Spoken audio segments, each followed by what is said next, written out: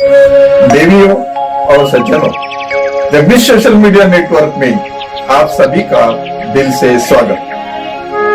प्रतिदिन के अनुसार प्रस्तुत करते हैं स्वामी वासुदेवानंद जी सरस्वती इनके अमृतमय वाणी द्वारा विष्णु सहस्त्र नाम प्रवचन।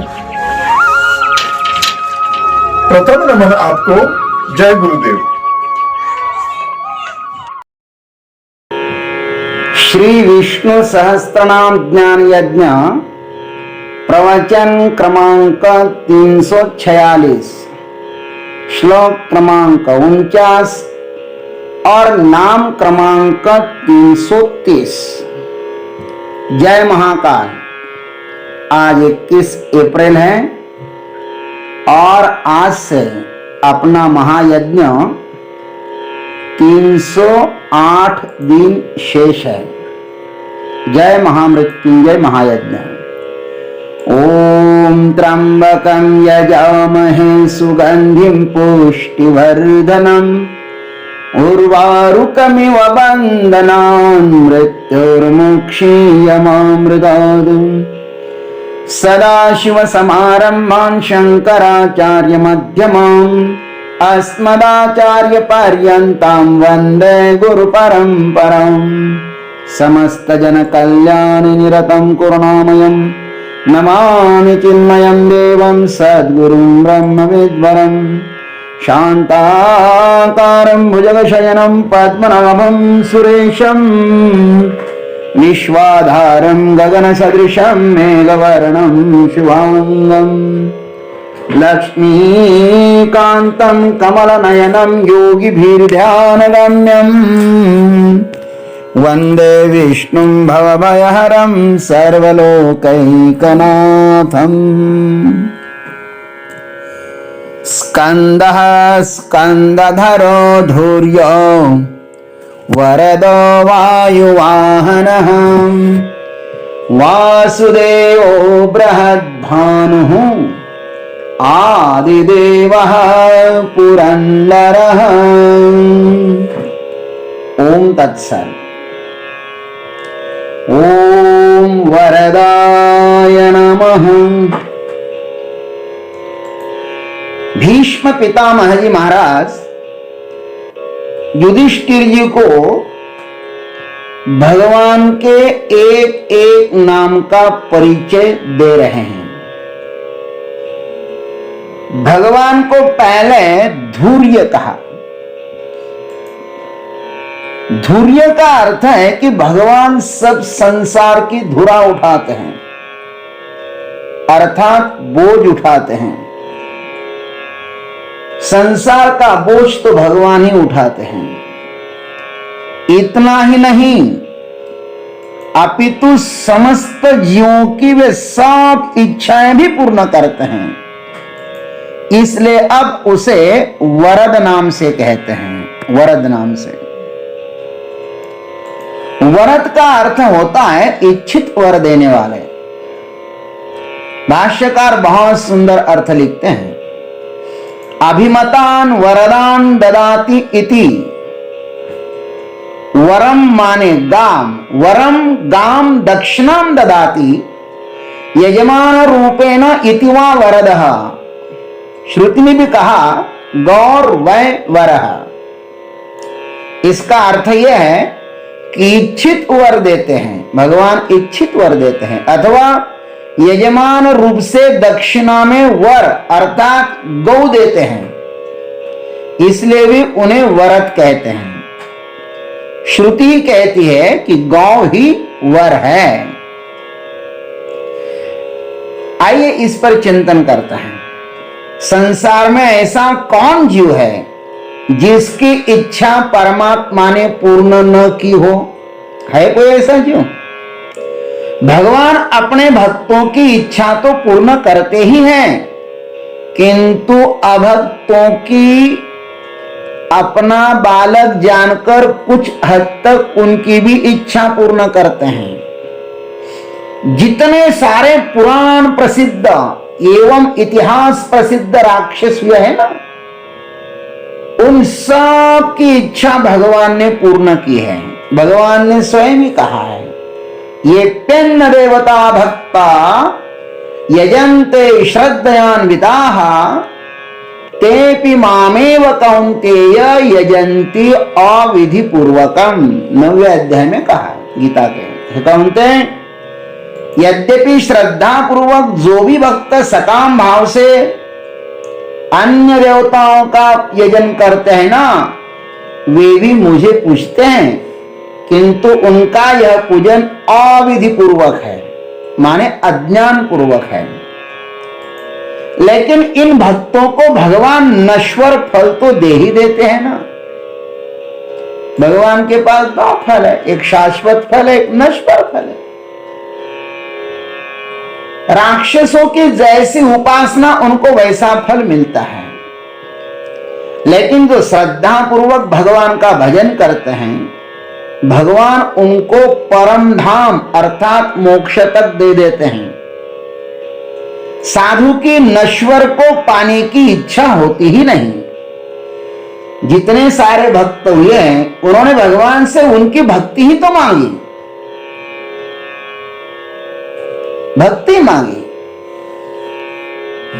उनको पता है कि जगत परमात्मा स्वरूप है, ऐसा जानकर उस जगत की सेवा करने का सामर्थ्य मांगा। रंतिदेव ने भगवान को कहा, जब भगवान प्रसन्न हुए तो रंतिदेव ने क्या कहा, न त्वहं कामये राज्यम न स्वर्गम न पुनर्भवम कामये तप्त दुखानाम प्राणिनाम आर्तनाशनम। वे परमात्मा से कहते हैं कि प्रभु, मुझे आपसे न राज्य चाहिए, न स्वर्ग चाहिए, और न अष्टरिद्धि सिद्धि सहित परम गति या मोक्ष भी नहीं चाहिए। मैं तुम्हारा दुखियों के अंतर में प्रविष्ट होकर उनकी पीड़ा को भोगना चाहता हूं, जिससे वे दुख मुक्त हो जाए। सही में इस प्रकार के संत दुनिया में न होते ना, तो ये दुनिया अत्यंत कुरूप हो जाती। स्वयं के लिए तो हर कोई जीता है। शास्त्र कहता है, आत्मार्थम जीवलोकेस्मिन् कौन जीवति मानवः परम परोपकारार्थम यो जीवति स जीवति। सच्चा जीना तो वही है मेरे भाई, जो परोपकार के लिए ही जीता है। भगवान भी तो अनादि अनंत काल से सृष्टि के बहाने जीवों पर परोपकार ही कर रहे हैं ना, जीवों की इच्छाएं पूर्ण कर रहे हैं। भगवान शिव जी ने भगवान श्री राम को क्या मांगा आपको पता है? भगवान को उन्होंने भगवान की भक्ति मांगी। बार बार बर मांगूं हर्षि देहु श्रीरंग पद सरोज अनपायिनी भगति सदा सत्संग। भगति सदा सत्संग। भरत जी ने भगवान को राम चरणों की सेवा मांगी। क्या मांगी? रामचरण की सेवा मांगी। धर्मन अर्थन काम रुचि गति चहु निर्बाण जन्म जन्म रति राम पद यह बरदान आन। और भरत जी ने भी भगवान को यही मांगा। और गोस्वामी जी ने कहा कि हे प्रभु, मुझे देना हो तो सिर्फ भक्ति ही देना। भक्तिम प्रयच्छ रघुपुंगव निर्भराम में भगवान से केवल भक्ति मांगी, भक्ति। और तुकाराम महाराज भी भगवान से अंत में यही प्रार्थना करते हैं कि हे प्रभु, आप मुझे सत्संग दीजिए, न लगे मुक्ति धन संपदा और संत संग दे सदा। भगवान अपने भक्तों को यह सब कुछ देते ही हैं, किंतु उनसे भी श्रेष्ठ जो अभय पद है वह वे अपने भक्तों को बिन मांगे ही देते हैं। भगवान ने कहा, सक्रदेव प्रपन्नाय तवास्मि इति याचते अभयम सर्वभूतेभ्यः ददामि तद्व्रतम मम। और अभय किससे मिलता है? अभय सिर्फ आत्मज्ञान से ही मिलता है और वह आत्मज्ञान भगवान देते हैं। इस संसार में भगवान को सबसे प्रिय यदि कोई है ना तो वह आत्मज्ञान ही है। वे कहते हैं ज्ञानी तो आत्मा एव में मतम, ज्ञानी तो मेरी आत्मा ही है। सही में अज्ञानी कब छोड़ के जाएगा कोई भरोसा नहीं है। इसको तो हम भी बारंबार अनुभव करते हैं। अपना सच्चा हितैषी वही है जो अपने को अच्छी तरह से जानता है। इसलिए भगवान अपने को जानने वाले को सबसे अधिक मूल्य देते हैं। सकामी भक्त भगवान को कामना पूर्ण न होने पर छोड़ देता है, किंतु निष्काम ज्ञानी भगवान को स्वप्न में भी नहीं छोड़ सकता, क्योंकि छोड़ने का कोई उपाय ही नहीं है। अलंकार सुवर्ण को कैसे छोड़ सकता है? अग्नि उष्णता को कैसे छोड़ सकती है? क्या घट कभी मिट्टी का त्याग कर सकता है? वैसे ही ज्ञानी परमात्मा को नहीं छोड़ सकता। इसलिए तो जो संसार के खिलौने में ही नहीं अटकता है, जो साधक संसार के खिलौने में नहीं अटकता है, भगवान उसे आत्मज्ञान रूपी वर देते हैं। तेषाम सतत युक्तानाम भजताम प्रीति पूर्वकम ददामि बुद्धि योगम तम एन माम पयांति ते तेषामेवानुकंपार्थम अहम ज्ञानजं तमः नाशयाम्यात्म भावस्तो ज्ञानदीपेन भास्वता। ऐसा भगवान ने गीता के 10वें अध्याय में 10वें और 11वें श्लोक में कहा है। उन नित्य निरंतर मेरे ध्यान में लगे हुए और प्रेम पूर्वक भजने वाले मेरे भक्तों पर अनुग्रह करने के लिए मैं उन्हें तत्वज्ञान रूप योग देता हूं और उनके अंतःकरण में स्थित हुआ मैं स्वयं ही उनके अज्ञान जनित अंधकार को दैदीप्यमान तत्वज्ञान रूप दीपक के द्वारा नष्ट कर देता हूं, जिससे वे मुझको ही प्राप्त होते हैं। भगवान का यह सबसे बड़ा मूल्यवान वरदान है। भगवान अपनी भक्ति करने वाले को कभी भी खाली हाथ नहीं लौटाते, स्वयं यजमान बनकर उनको सब प्रकार की दक्षिणा आनंद के साथ अर्पण करते हैं। ऐसे तो उदार है भगवान। ऐसो को उदार जगमाही। गोस्वामी जी कहते हैं, बिनु से वादो द्रवय दीन पर राम सरिस को नाही। जो गति जोग विराग जतन करी नहीं पावत मुनि ज्ञानी, सो गति देत गीत शबरी कह प्रभु न बहुत जिए जानी। जो संपत्ति 10 शीस अर्पि करी रावण शिव पहलीनी, सो संपत्ति विभीषण कह अति सकुच सहित हरि दीनी। अरे भाई, इतना बढ़िया परमात्मा होते हुए भी गोस्वामी जी कहते हैं, अस प्रभु छाड़ी भजे ही जे आना, ते नर पशु बिनु पुच्छ बिशाना।